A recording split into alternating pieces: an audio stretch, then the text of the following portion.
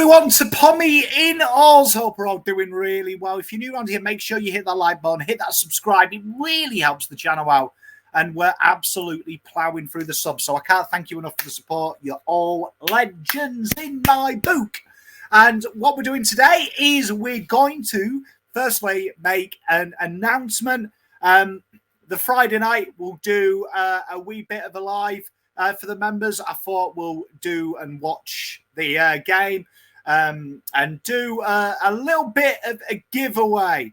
So I'm got something special planned for this giveaway, so stay tuned for that. So details will be announced shortly. So if you want to become a member and enter that draw, make sure you get in and click the link and become a member. It's about a cup of coffee, and today what we're doing about is the VFL. So very important. If you haven't watched the AFL review of the game, should be above my head now. A little bit of a link there for you. But the Carlton Reserves, they put on a masterclass 85-point win versus our old sister club, the Northern Bullants. And it was a mixture of conditions. We got the 4 seasons in one day.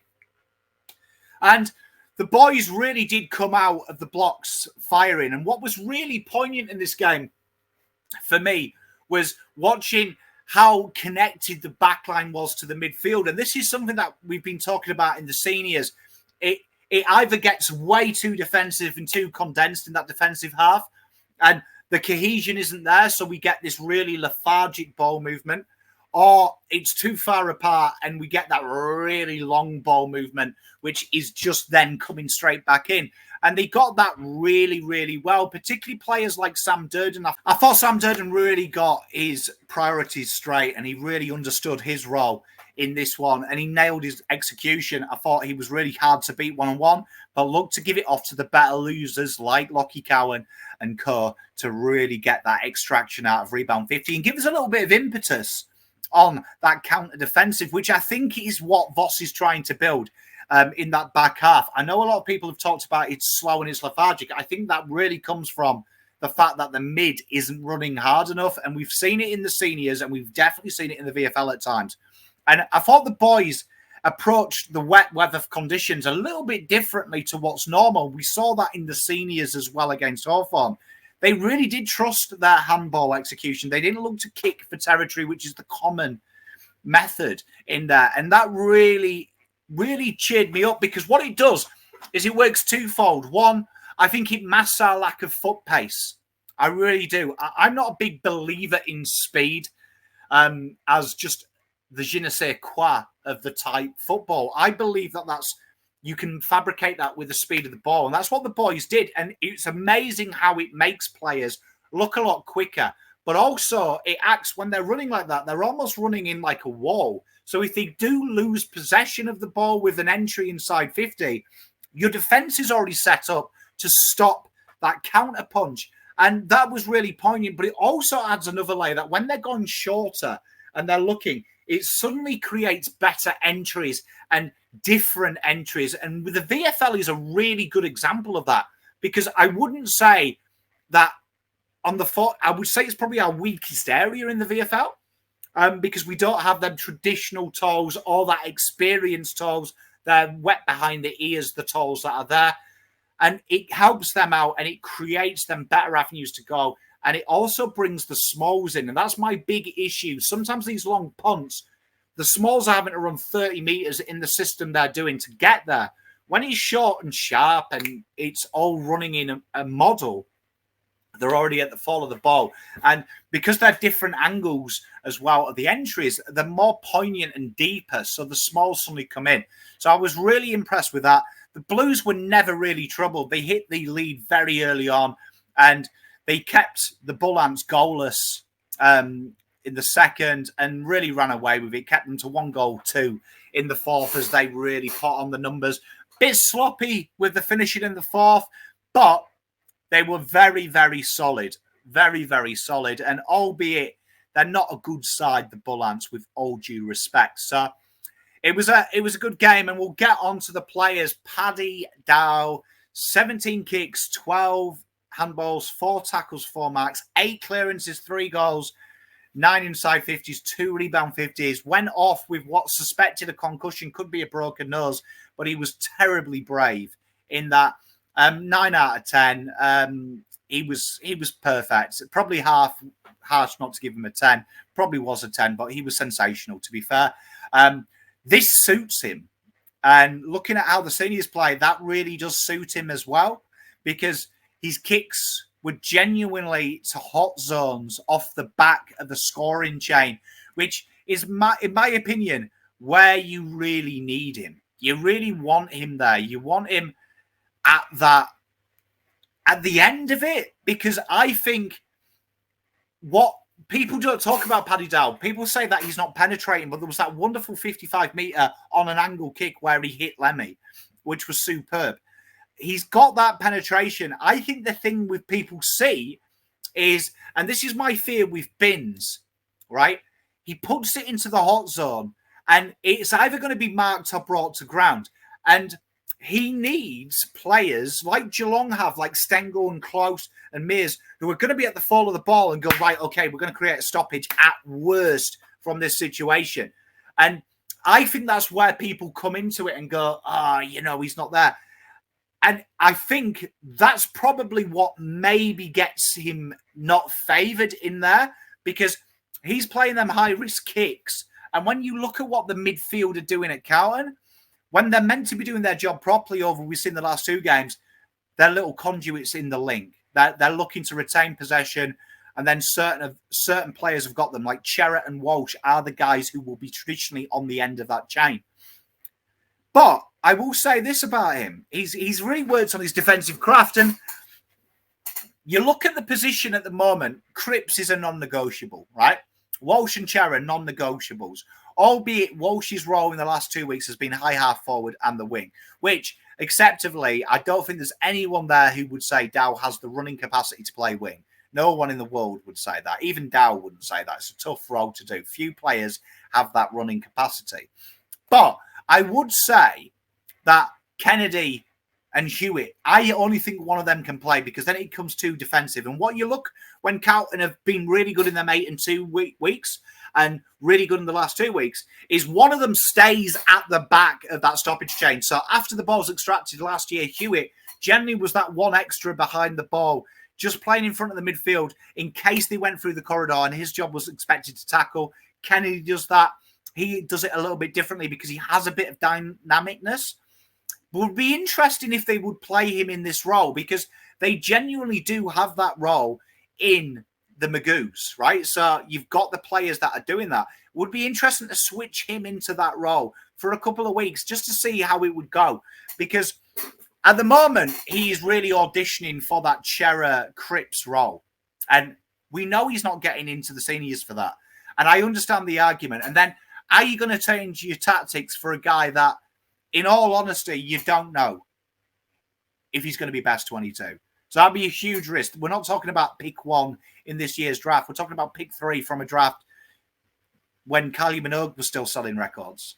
Do you know what I mean? So it's a good question, but credit to Dow. Splendid game. Did everything he needed to. Really exciting. And definitely I would love to see them try and find a role for him. Maybe that Ed Kerno role. How he'll go at half forward, I don't know. But that's definitely the 2 positions he's fighting for. And I don't think he's getting the best chance to showcase that in the VFL, because he is a pure midfielder. And we're starting to get rotations in. I fear that Carlton don't have the boldness to do it. And that's going to be an interesting one. But Dow, splendid. Jesse Motlop, this is his role. Playing very Jack Martin role. And when I go back to his junior career, he was pinch hitting in the midfield, playing that mid-forward role. Playing a very similar role to where you see Jack Martin and Zach Fisher. Absolutely nailed it. 10 kicks, 13 handballs, 6 tackles, 5 marks, 3 clearances, 4 goals, 2 behind, 4 inside 50s, 8 rating. Was really, really solid here. And I'm not calling for him to be in the seniors yet. Give him another 2 weeks of this. Make him really home this role. But this is Ed Kerno's role, pretty much what he played last week. Jesse Motlop, that is his role from his junior career. He was incredibly good at that. Gives you that option. And suddenly, this guy here, if he can get this form for 2 weeks, really build it and hone it down, he's a delight. he's a delight. And he found some confidence this week. And that is really important for me. I really did enjoy Jesse Motlop's game. A lot of ways to go, but he did it. Lochie O'Brien, 10 kicks, 8 handballs, 3 tackles, 3 marks, 2 clearances, 2 inside 50s, 1 rebound 50. This was disappointing for a 5 out of 10. And I don't know what's going on with Lochie. I really don't, because a lot of players in the Magoos at the moment are really like playing with a little bit of pissed offness. Do you know what I mean? That was one of them. I felt like Motlop did that this week as well to an extent. Like actually getting a little bit wound up. Do you know what I mean? A little bit wound up about it. Wound up and annoyed. And trying to prove a point. I feel like Lochie O'Brien's plodding through. And that's what's really like upsetting me at the moment. Do you know what I mean? Like really annoying me, because I feel like he should be looking and going, they're playing Walsh on the wing at the moment. Holland's took my job. Cottrell's pinch hitting there. This is my gig, because I played 20-odd games last year. Do you know what I mean? This is my gig, and I'm not seeing it. I'm seeing a guy who's kind of like being told, look, you're fighting for your position. And do you know what I mean? Oh, get over it. I'm happy. And it's kind of annoying me because I know Lochie O'Brien's capable of more. Now, he's had a couple of bad games. He hasn't been bad all year. I need him to find it, because I feel like this is the time now where he's putting his hands up. He's putting his hands up. Jackie Carroll, 16, 14 kicks, 9 handballs, 5 tackles, 8 marks, 1 clearance, 7 inside 50s, 1 rebound 57. Playing that real defensive mid-row and then going up to high half forward. And I really enjoyed that. The tackle pressure's good. He looks to get out wide as well, floating through the wing. You can see here he's got AFL class, because he's a level above the VFL already in his short stint back from injury. And I'm a big fan of what I'm seeing. I really like Jack Carroll, and I feel like he adds a dimension and he's building something. And I'm hoping to see him transition into the primary ball getter for a couple of weeks in the VFL, because obviously we're keeping this guy around. I'm waiting to see the next step, but a real solid game from Jackie. I'm a big fan. Lochie Plowman doing Lochie Plowman things, solid defensively. He marked just about everything in his sight. Real good reliability down there. Did what he had to do. I like him down in the VFL because he's setting that standard. He's setting that standard. Do you know what I mean? He really is setting that little bit of a standard, right? And really, really showing the other boys what it takes to be at that AFL level. And I like him because he's just a bit of reliability down there. Caleb Marchbank, 5 kicks, 1 handball, 4 marks, 5 out of 10. You can see he was underdone, but first quarter he was very solid. You can see they were heavily rotating him, obviously trying to keep him primed, but you saw it in the 5 kicks that the class was there. Do you know what I mean? And he's a cut above. Reserve judgment until I see a bit more, but if he can stay fit, there is no doubt that he's best 22 material. Lochie Cowan, Chincotta's role is probably the one that you're looking at here for him, and he did it better this week than Chincotta has done in the last couple of weeks. 13 kicks, 12 handballs, 2 tackles, 3 marks, 3 clearances, a little bit of dynamicness in that centre, adding some layers as well. Adding some layers, taking a bit off it, knowing when to read. 3 rebound 50s, 1 inside 50, 7 out of 10. I love Lochie Cowan's game. This guy here, for me, is still the most exciting guy that I've seen in the draft. Him and Binnsy have really improved, and I love Lochie. He's got that taste of it, and he's now going back, and you can see he's working hard on his craft. And that is all we're asking for from these kids. That's all we're asking for. Mr. Lemmy, I do love this kid. There is something really likable about Harry. Obviously gone to the school of Harry Mackay because the tackles were pretty good as well. 8 handballs, 3 kicks, 3 clearances, 1 mark. Nice little bit of pinch hitting in here. And we're talking about the ruck roll. Be interesting to see if they try and continue this with like a pinch hit ruck forward roll, which I think could be a goer. And it seems he's getting the goods for it, because then you could say he's good enough. Do you know what I mean? For a senior role, once he puts on a bit of size. Really nice set shot. He works hard, right? And it was tough conditions for it all. He worked hard all day. And that's a really good sign. He really enjoys what he's doing. He plays with a smile on his face. I'm a big fan. Binnsy, 22 kicks, 7 handballs, 6 tackles, 5 marks, 5 clearances, 1 goal, 1 behind, 6 inside 50s, rebound 50s 2, 9 out of 10. This kid's improvement from when I saw him last year to now is frightening. He would be easily top 10. We redrafted it now on the improvement alone. He's got it. There's a reason that every draftee I mentioned who played in Victoria mentioned this kid as the most underrated player, right? Because of his work and his output and his ability to learn. And you see it out on the park. Keeps his width, knows when to go, knows when to drop back. His defensive work is impeccable at the moment. The way he's putting it in, the hot spots, it's really good. I'm a big, big fan of Binnsy. Absolutely splendid game. 9 out of 10. Really stands out now.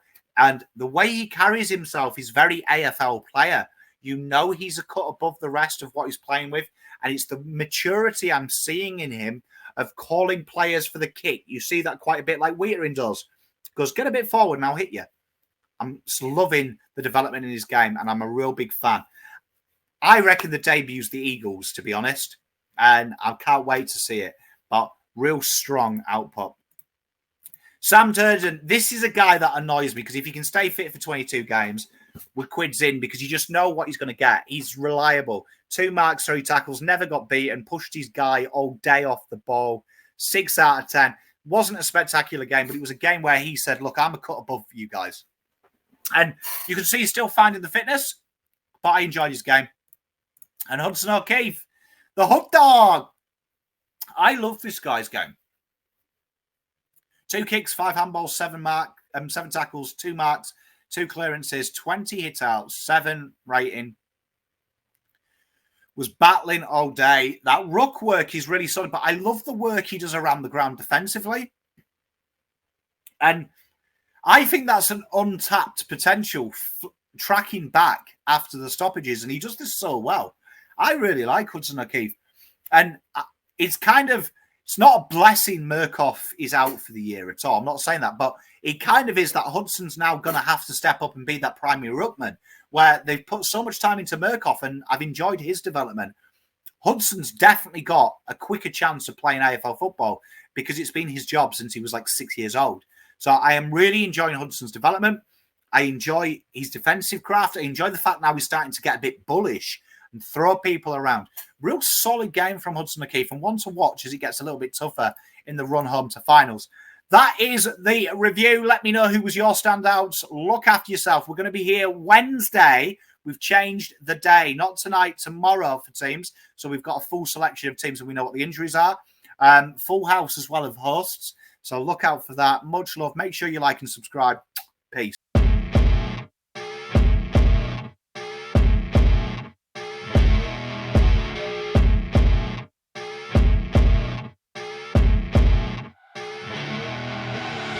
I see her rolling up, Uber black Cadillac, high heel boots and a sexy body full of tats. Baby's bad, oh baby's hella